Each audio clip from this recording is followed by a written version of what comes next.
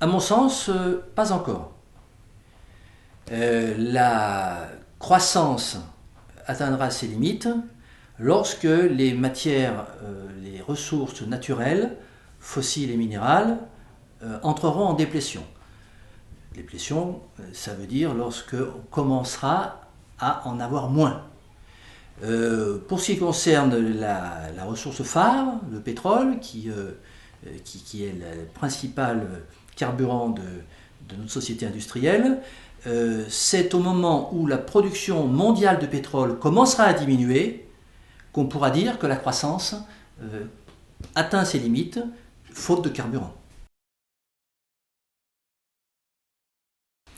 Alors, je parle d'imposture écologiste, par rapport notamment aux deux points que vous venez de citer, c'est-à-dire le nucléaire et les énergies renouvelables, parce que sur ces deux thèmes, les écologistes ne sont pas francs du collier, autrement dit, ils ne disent pas vraiment ce qu'ils pensent.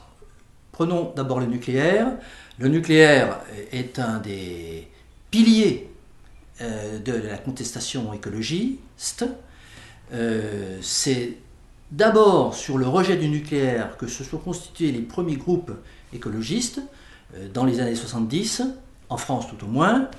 On se souvient de la marche sur la centrale de Bugey dans l'Ain, qui a réuni à l'époque une masse de manifestants qu'on n'avait encore jamais vu sur ce type de revendication. Les choses ont bien changé depuis. Il y a le réchauffement climatique qui est passé par là et la mise en cause des émissions de CO2 qui sont censées perturber le climat et amener ce fameux réchauffement climatique qui serait source de catastrophes et de cataclysmes absolument gigantesques. En conséquence de quoi, les écologistes ont petit à petit rectifié le tir par rapport au nucléaire, parce que le nucléaire, comme on le sait, n'est pas émetteur de gaz à effet de serre. Donc, petit à petit, le nucléaire a commencé à devenir recevable au sein de la mouvance écologiste, à tel point que lors des récentes élections présidentielles, la candidate écologiste Eva Joly en était venue quasiment à dire bon, pour le nucléaire, on va voir ce qu'on fait, mais enfin pour l'instant on garde toutes les centrales. Voilà. Il s'est trouvé également que, pour venir brouiller un peu les cartes, la catastrophe de Fukushima a relancé la peur du nucléaire, a relancé le rejet du nucléaire et a fait ressortir dans le mouvement écologiste cette composante historique qui était le rejet du nucléaire. Donc, in extremis, les écologistes, notamment en France, au moment de l'élection présidentielle, se sont débarrassés de la tendance Nicolas Hulot, qui, comme tout le monde sait, est un nucléo-écologiste ou un écolo-nucléariste, et eux se sont repositionnés sur une ligne franchement antinucléaire. Alors mon analyse par rapport à ça, c'est que c'est une imposture, c'est un mensonge. Les écologistes qui sont entrés dans la dynamique de la croissance, ils participent au gouvernement croissant, comme on peut le voir actuellement, affichent un rejet de façade par rapport au nucléaire, parce que l'accident de Fukushima est encore trop récent pour qu'on puisse ranger cet événement aux oubliettes, mais ils n'attendent il n'attendent que le moment où l'opinion publique sera apaisée sur ce thème pour repartir sur leur ligne modernisée pro-nucléaire.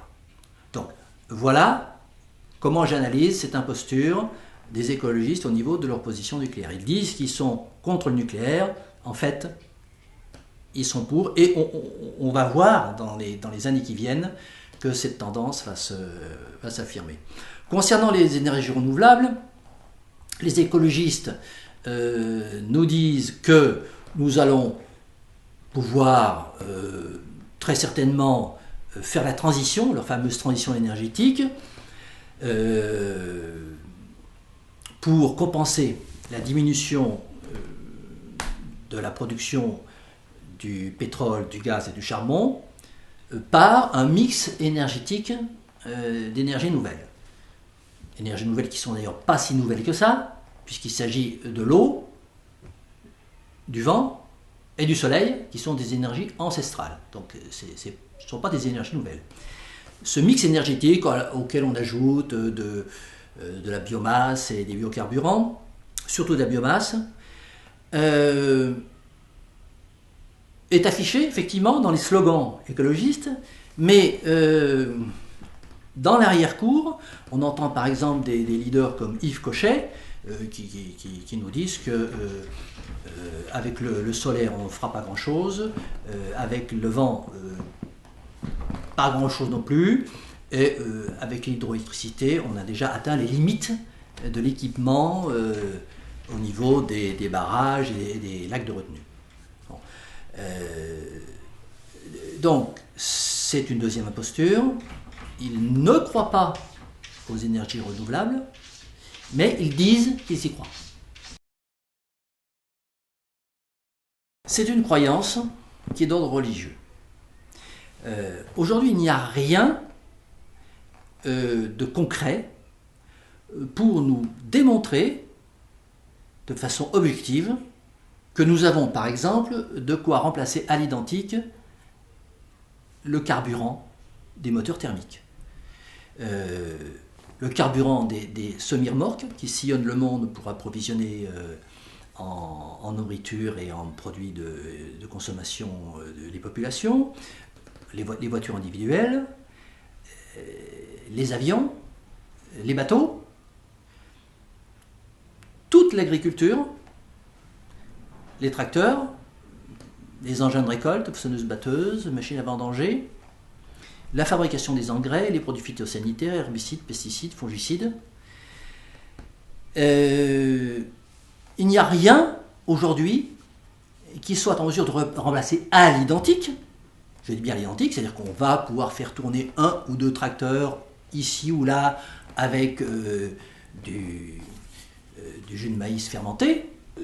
De façon très concrète, nous n'avons rien, nous n'avons pas de produit de substitution pour remplacer les carburants. Les carburants, c'est le transport, c'est la circulation des marchandises, c'est tout simplement le réseau veineux de notre civilisation. C'est à peu près l'identique du sang pour un corps humain. Nous n'avons rien de concret, mais nous avons les promesses des scientifiques qui nous disent nous allons mettre au point une transition, un mix énergétique avec un peu de ceci, un peu de vent, un peu de... mais ça concerne essentiellement l'électricité. En termes de carburant, nous n'avons guère que le biodiesel, donc les agrocarburants, qui sont d'ailleurs contestés même par les écologistes, puisque c'est des terres cultivables qui vont être affectées à la production de biocarburants, et donc des terres en moins, bien entendu, pour produire de l'alimentation pour la population mondiale. Donc en termes de carburant, nous n'avons pas aujourd'hui de solutions qui fonctionnent à grande échelle. Nous avons des prototypes, des expérimentations, comme la pile à combustible, alimentée par l'hydrogène, carburant de l'avenir. Enfin, pour l'instant, ce ne sont que des prototypes. Il y a un avion solaire qui s'appelle le Solar Impulse, qui a fait un petit trajet. Bon, mais de là à dire que les Boeing 777 et les A380 vont pouvoir marcher à l'électricité solaire, non, ça relève de la croyance religieuse. Ça ne relève absolument pas de données scientifiques avérées.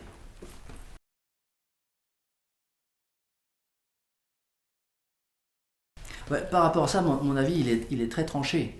Le développement du secteur tertiaire, c'est ce dont vous parlez, même presque un secteur quaternaire, c'est-à-dire des biens immatériels qui sont... Bon, ne peut se faire qu'à lorsqu'on a des excédents dans le secteur primaire et dans le secteur secondaire, agriculture et industrie.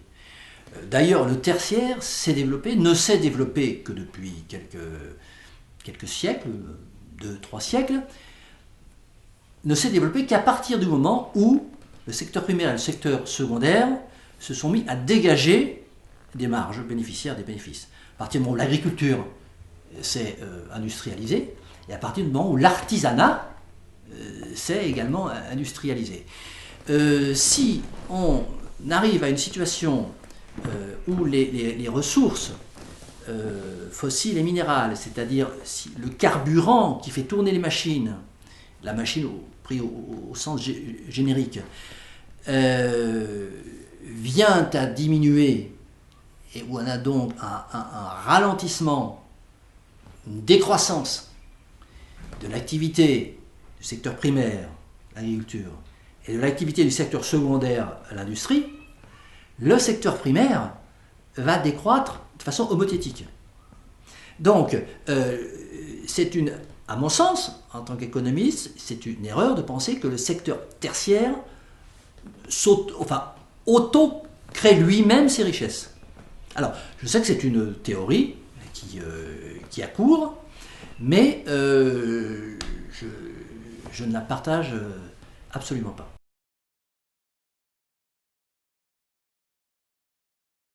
Ma vision de la décroissance n'est pas idéologique.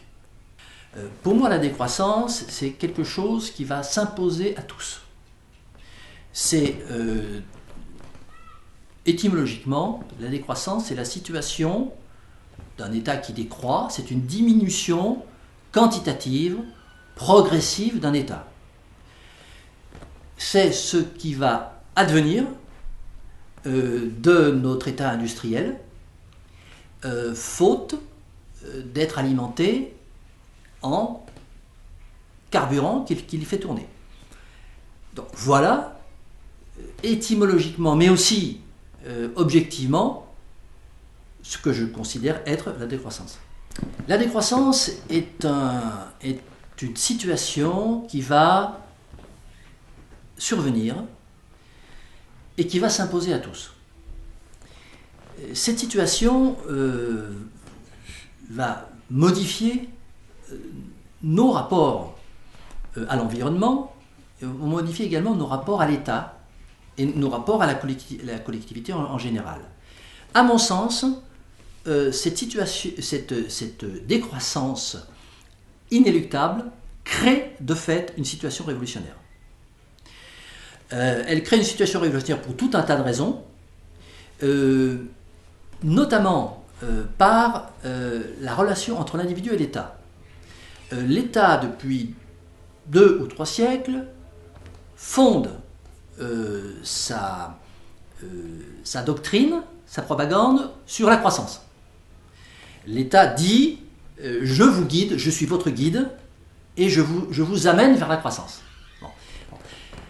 Et encore aujourd'hui, où on commence à non pas atteindre les limites de la croissance, mais à les entrevoir, l'État continue à dire « mais j'ai la solution pour que la croissance puisse continuer ».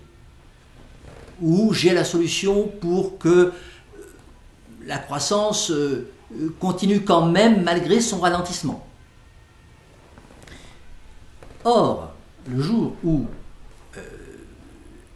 il sera avéré, objectif, palpable, visible à l'œil nu, que la croissance devient impossible, que nous sommes en décroissance, ou en croissance négative, puisque là on a un oxymore qui est facilement exploitable par les politiques, l'État va perdre, alors je ne dirais pas toute crédibilité, à mon sens il perd toute crédibilité, mais il va en tout cas être beaucoup moins crédible au niveau des masses. Donc les masses vont se poser des questions par rapport à la validité de l'État, qui depuis des siècles leur dit qu'il est le guide de la croissance, que la croissance règle les problèmes. Aujourd'hui, chaque fois qu'il y a un problème qui est posé à l'État, chaque fois qu'il y a un recours à l'État, l'État dit « nous allons régler cela grâce à la croissance ». Bon, si la croissance devient objectivement, matériellement impossible, et que c'est palpable par tout un chacun, l'État perd toute crédibilité. Donc, nous sommes de fait dans une situation révolutionnaire. Et mon analyse, c'est que l'individu qui, depuis 2 ou 3 siècles, est habitué à avoir recours à l'État pour tout problème qui se pose à lui, sera amené, peut-être, je le souhaite, à se dire la solution à mes problèmes, elle est peut-être dans moi, dans ma démarche individuelle, de celle de mon voisin, plutôt que dans le recours à l'État. Voilà donc comment je relie la décroissance et la responsabilité individuelle dans le cadre d'une situation qui survient et qui objectivement est révolutionnaire.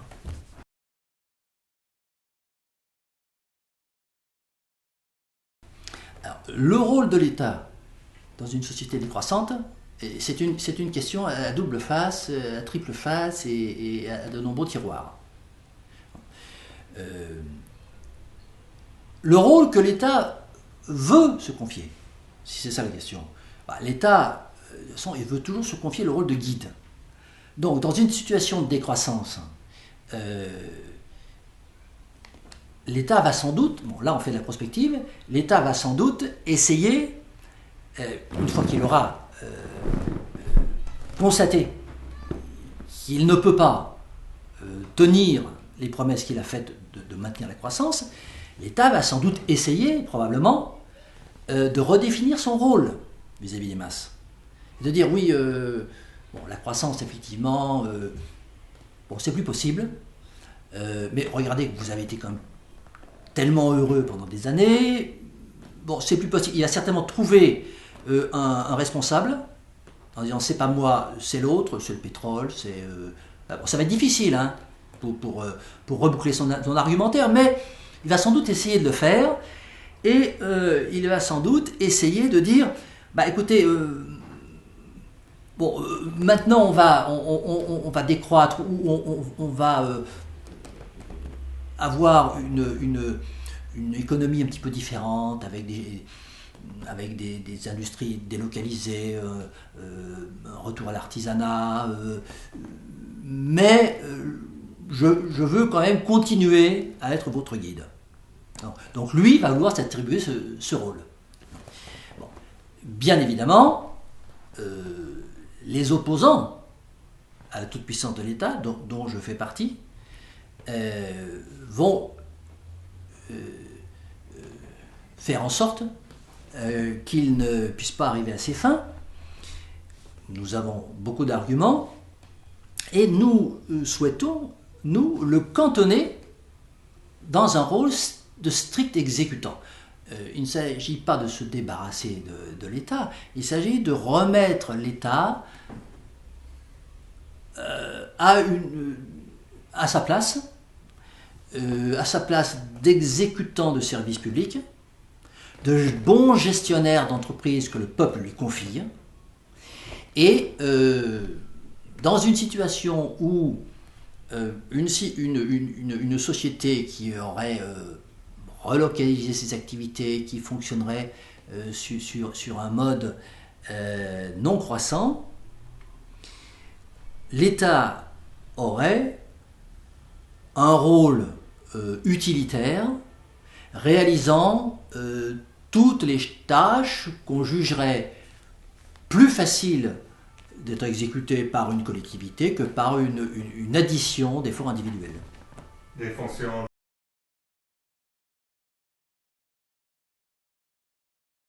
Oui, elle doit être révolutionnaire.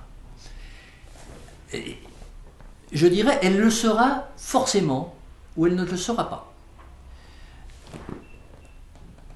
Il est vrai qu'aujourd'hui, la plupart des mouvements décroissants sont dans une optique réformiste et pas révolutionnaire. Ils sont dans la modification, l'amélioration, l'atténuation des dérives capitalistes ou des effets qu'ils jugent néfastes pour l'environnement, mais pas dans... enfin, disons, leur contestation du capitalisme ne va pas jusqu'à lui opposer un système construit et global et cohérent pour prendre en charge une société avec un autre paradigme. Donc, les mouvements décroissants aujourd'hui sont essentiellement réformistes. Je pense que ça n'a pas d'issue possible. Les conditions pour l'émergence d'un mouvement révolutionnaire décroissant ne sont pas objectivement réunies aujourd'hui. La seule alternative est de se préparer par une réflexion programmatique à l'échéance, que je considère comme étant inéluctable, de la confrontation entre l'économie et la géologie. L'économie croissante, plus possible parce que la géologie ne le permet plus.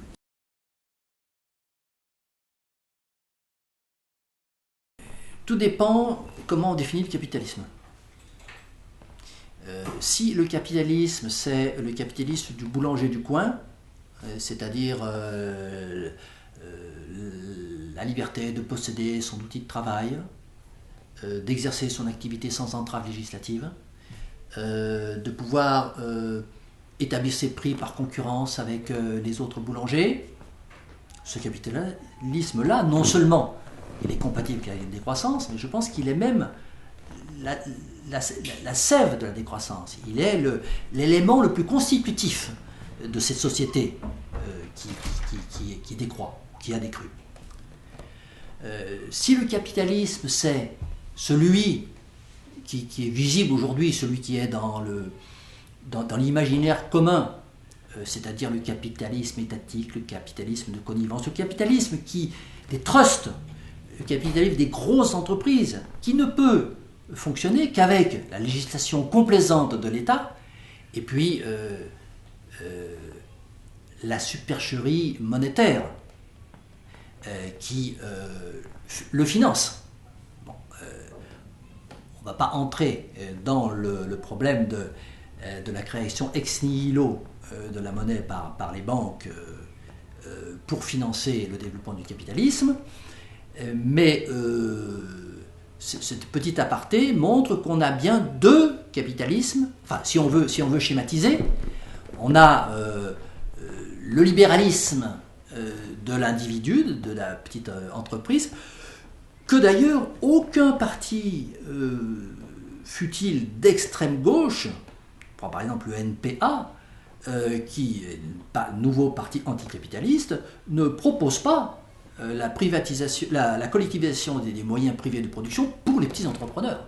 Donc ce capitalisme-là n'est contesté par personne, pas même par les trotskistes. Donc, capitalisme compatible avec la décroissance, ça dépend de quel capitalisme on parle.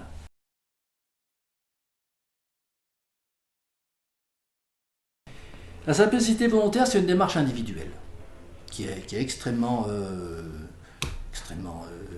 louable, qui relève de la liberté individuelle, de se comporter comme on veut, et de consommer comme on veut. Je pense que la société croissante actuelle, qui cumule un certain nombre d'avatars,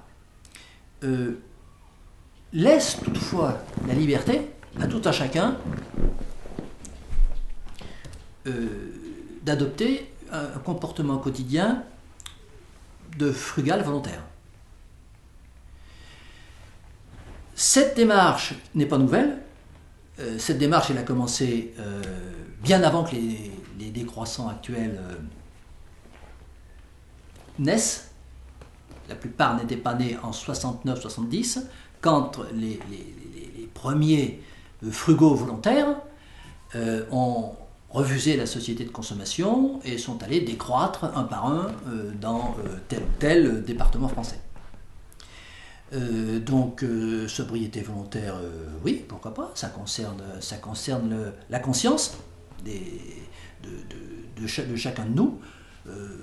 Rien n'empêche de vivre au quotidien en accord avec ses idées, de consommer en accord avec ses idées, et par l'exemple, par l'exemplarité de sa démarche, disséminer petit à petit ce comportement, que ce comportement petit à petit se dissémine autour de chaque individu, et petit à petit fasse tache d'huile et gagne l'ensemble de la population, pourquoi pas.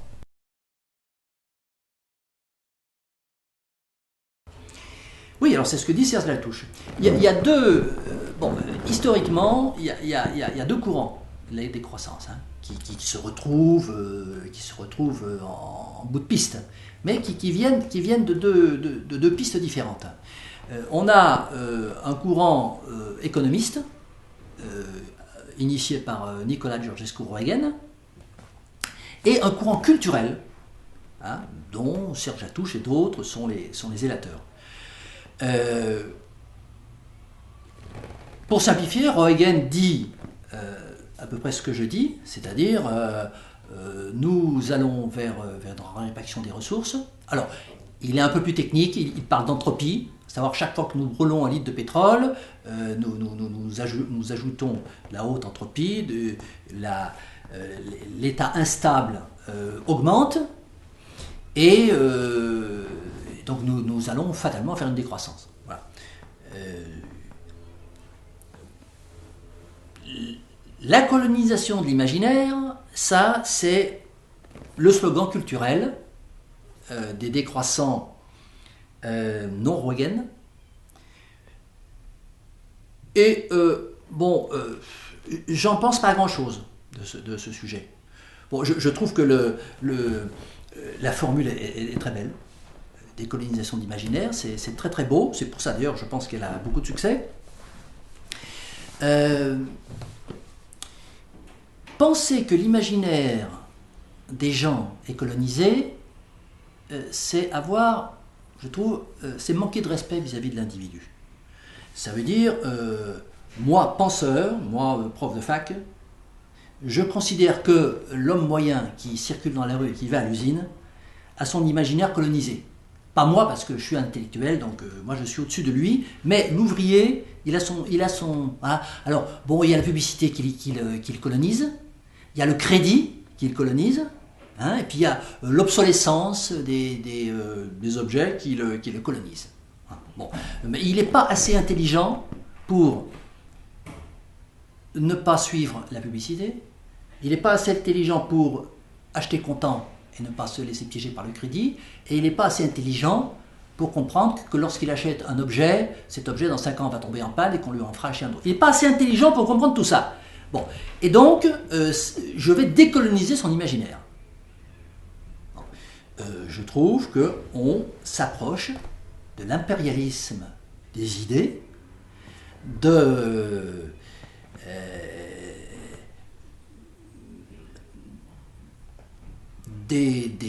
presque des gens du comité de salut public en 1790 en France, à savoir, nous savons mieux que vous ce qui est bon pour vous, et nous allons vous l'imposer par la force.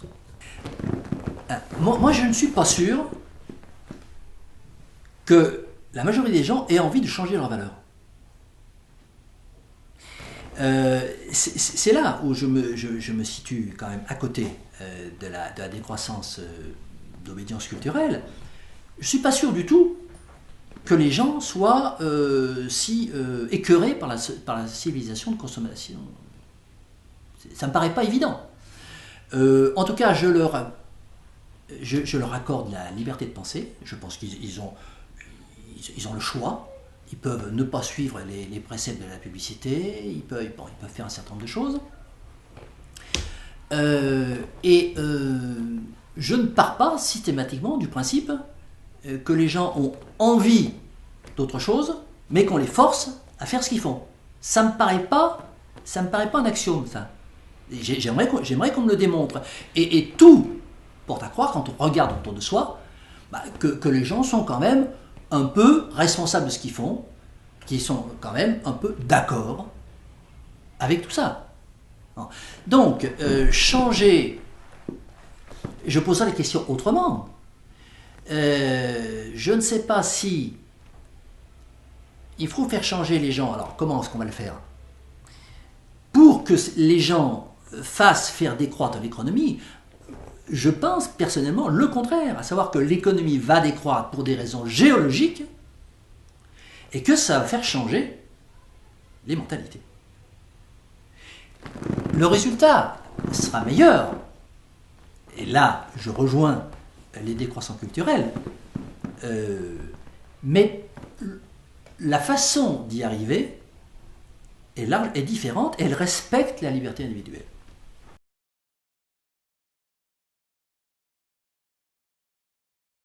Là, c'est plus de la prospective. Là, c'est plus de la prospective, c'est de la prédiction. Hein. Franchement, je ne sais pas. Je ne sais pas si une société qui est à basse énergie, qui est relocalisée, qui fonctionne non pas comme au Moyen-Âge, mais ils sont d'un paradigme que j'appellerais techno-artisanal. Je ne sais pas si cette société aura réglé les problèmes du chômage. Je suis assez inquiet quand même, parce qu'il y a un élément dont on n'a pas encore parlé jusqu'à présent, c'est la démographie.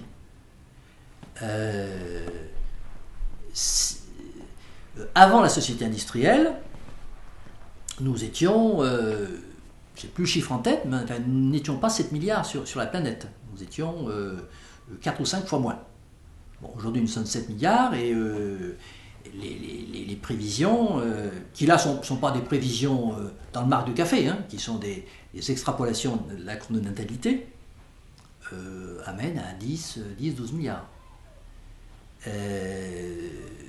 Donc, ne serait-ce que sur le plan de l'alimentation, le plan de l'agriculture, une agriculture sans fossiles, une agriculture qui n'est plus pétro-dépendante, tout simplement, non pas parce qu'elle a choisi de ne plus l'être, mais parce qu'il n'y a plus de pétrole,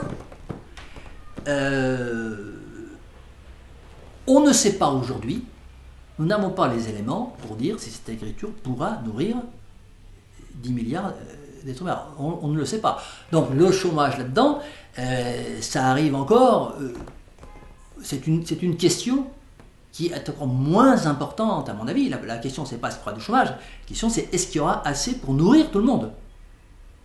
Le chômage, ça me paraît peu ça me paraît une préoccupation de deuxième niveau par rapport à la première dont je viens de vous parler.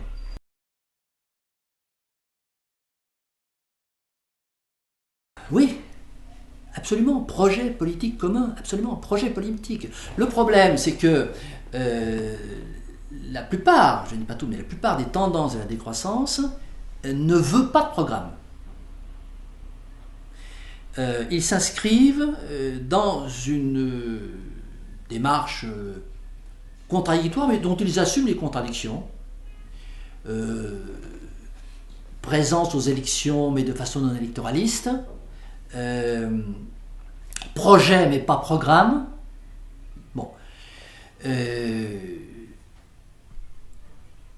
On revient à la question tout à l'heure, réformisme ou révolution. Cette vision de la décroissance qui peut s'instiller petit à petit comme ça, de façon réformiste, est une alternative à laquelle, une hypothèse à laquelle je ne crois pas un instant. Bon, mais pour des raisons de connaissance de l'histoire politique, ça ne s'est jamais passé comme ça. Un changement aussi important de paradigme, hein, depuis 3 siècles, tout le monde va vers la croissance, et aller vers la croissance, ça ne peut pas se passer de façon réformiste, ça ne peut se passer que par un choc révolutionnaire. Je ne parle pas de révolution violente, armée. Hein. Révolutionnaire, ça ne veut pas forcément dire avec les armes. Ça veut dire, tout d'un coup, les valeurs centrales et les valeurs piliers s'écroulent. Bon, donc il y a objectivement une situation révolutionnaire. Donc de ce point de vue-là, je suis assez pessimiste.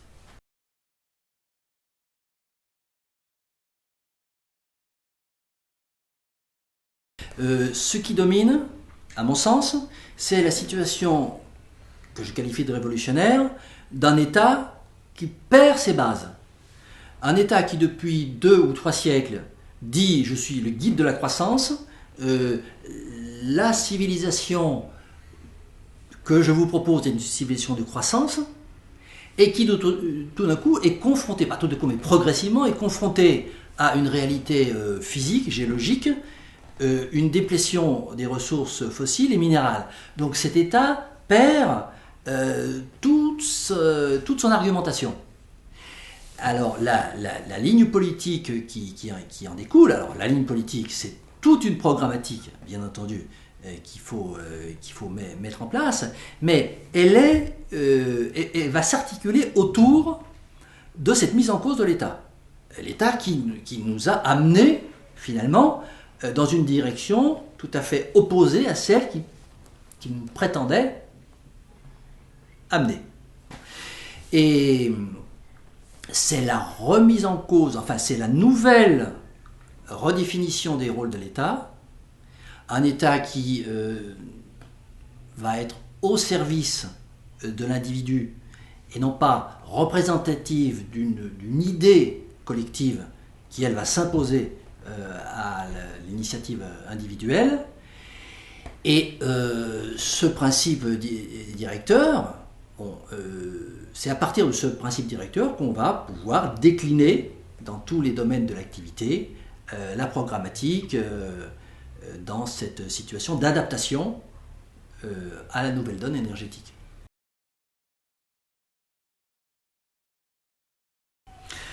Bon, alors c'est un livre polémique, donc le titre est volontairement provocateur.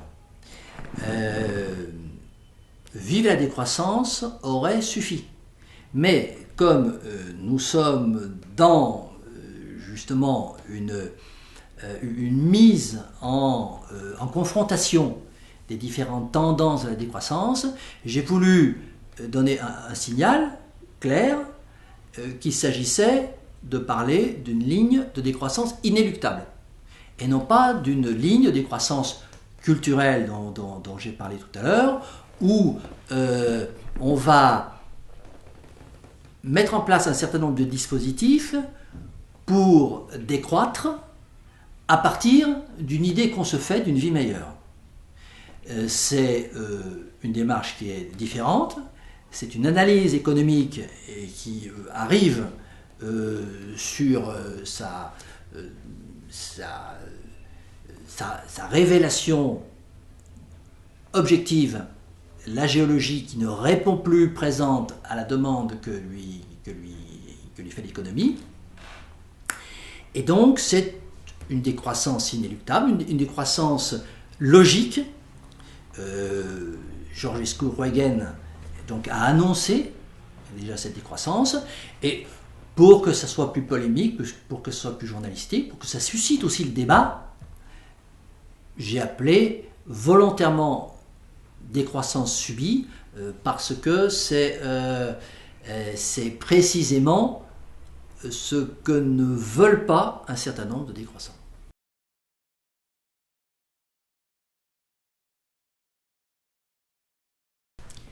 Ouais. Est-ce que le capitalisme peut s'adapter à la décroissance?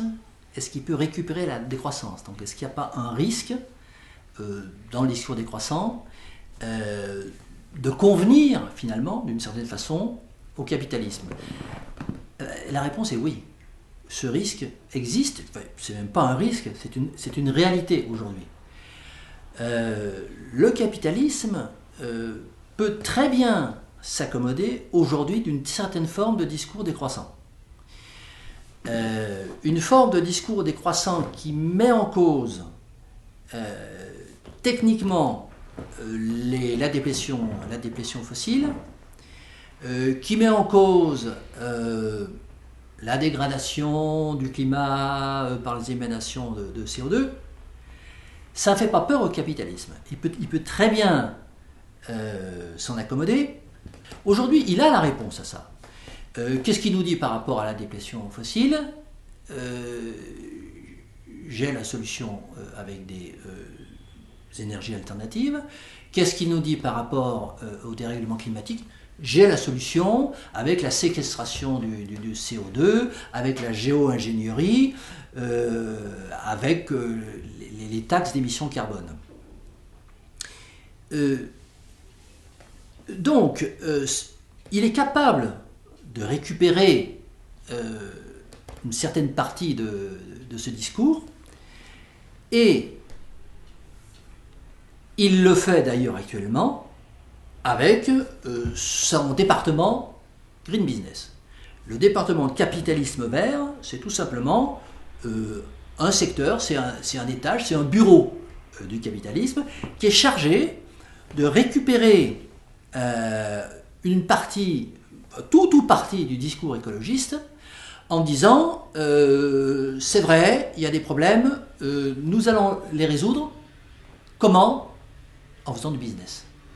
En vendant des panneaux solaires, en vendant des éoliennes, en vendant des audits de bilan carbone dans les industries qui sont émettrices de gaz à effet de serre, en vendant des dispositifs de séquestration du CO2. Donc, de ce point de vue-là, il a tout à fait la réponse au discours aujourd'hui. C'est-à-dire que le discours écologiste alimente le business capitalisme vert. Bon, ce qu'il ne pourra pas faire, c'est régler concrètement les problèmes de comment mettre du carburant dans les tracteurs agricoles, comment mettre du carburant dans les avions, comment mettre du carburant quand il commencera à y avoir moins de carburant. Ça, il ne pourra pas faire. Mais on n'en est pas là. Pour l'instant, il répond parfaitement au discours écologiste en l'intégrant dans son business plan et en nous fournissant les produits qui vont permettre de transformer cette croissance en croissance durable.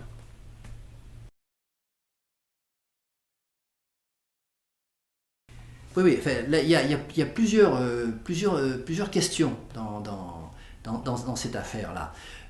Si on se place d'un point de vue alors presque de science-fiction, enfin de politique fiction, de social fiction, où on a vraiment plus assez de pétrole pour faire tourner la machine, la dictature, effectivement, est un risque important. Mais la dictature, pas, à mon sens, au sein d'un pays.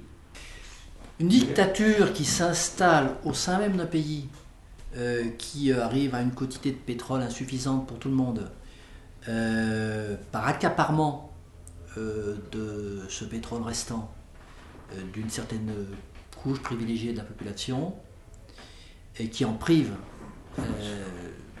l'immense majorité restante, je pense que c'est un scénario peu probable, ce qui évidemment peut être à craindre de façon beaucoup plus probable, avec plus de chances de réalisation, c'est au niveau géopolitique, des pays riches et dominants et puissants militairement qui iraient s'accaparer des ressources sur place. Aujourd'hui, chaque pays producteur vend librement, enfin plus ou moins librement son pétrole, en touche les revenus, mais parce qu'il y en a assez. Si la raréfaction et parallèlement l'impossibilité de trouver une alternative à l'identique à ce carburant devient une réalité, c'est effectivement un risque. Donc il y a ce totalitarisme-là, qui est un totalitarisme militaire. Ensuite, effectivement, on peut imaginer d'autres formes de totalitarisme par le voie législative au sein même d'un pays, où on va imposer aux gens de décroître. Hein, mais ça, c'est une étape qui aurait été antérieure. Hein. On aurait, à partir de maintenant, par exemple, la tendance culturelle prenant le pouvoir, hein, puisqu'on fait de la politique fiction, cette tendance culturelle pourrait imposer par la législation la diminution du niveau de vie par un certain nombre de dispositifs législatifs qui sont d'ailleurs en gestation, qui sont proposés. Donc cette dérive totalitaire, elle est possible. Elle est possible.